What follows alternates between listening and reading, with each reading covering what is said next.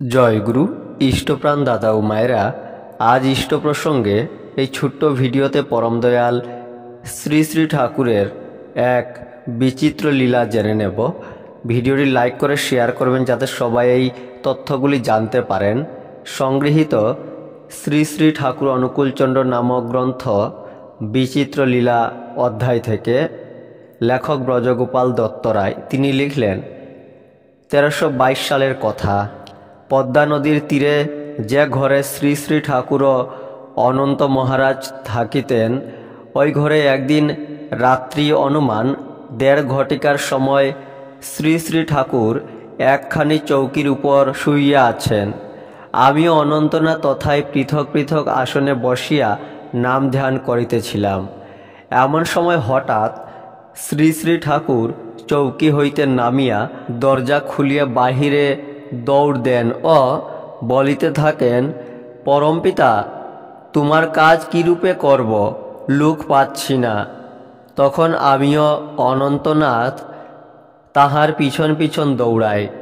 আমরা পরে দেখি যে শ্রী শ্রী ঠাকুর পদ্মা নদীর তীরে শ্মশানের নিকটবর্তী বালুচরার উপর আকাশমুখী হইয়া দাঁড়াইয়া হস্তদ্বয় উপরে উত্তোলন করিয়া কাঁপিতে কাঁপিতে উন্মাদের ন্যায় বলিতেছেন, হে পরমপিতা, মানুষ পাইলাম না, আমি থেকে কি করব, আমি যাই, আমি যাই। তখন আমি অনন্তনাথ উভয়ে শ্রী শ্রী ঠাকুরের শ্রীপাদ পদ্ম জড়াইয়া ধরিয়া কাঁদিতে কাঁদিতে আবেগ ভরে আর্তকণ্ঠে বলিতে লাগিলাম, ঠাকুর, আমাদের ছেড়ে যেও না, আমাদের কাঁদায়ে যেও না, আমরা তাহলে তোমার অভাবে বাঁচব না। তখন আমাদের উভয়ের শরীর শ্রী শ্রী ঠাকুরের দেহের স্পর্শে থর থর করিয়া কাঁপিতে লাগিল। আমরা বিস্ময়ে আবিষ্ট হইয়া দেখিলাম যে শ্রী শ্রী ঠাকুরের মুখমণ্ডল হইতে সার্চ লাইটের মতো এক অপূর্ব আলোকজ্যোতি নির্গত হইয়া আকাশ স্পর্শ করিয়াছে।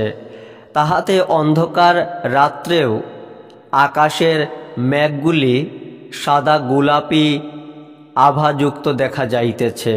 তখন শ্রী শ্রী ঠাকুরের মুখমণ্ডল এক অপূর্ব জ্যোতির্ময় রূপ পরিগ্রহ করিয়াছে।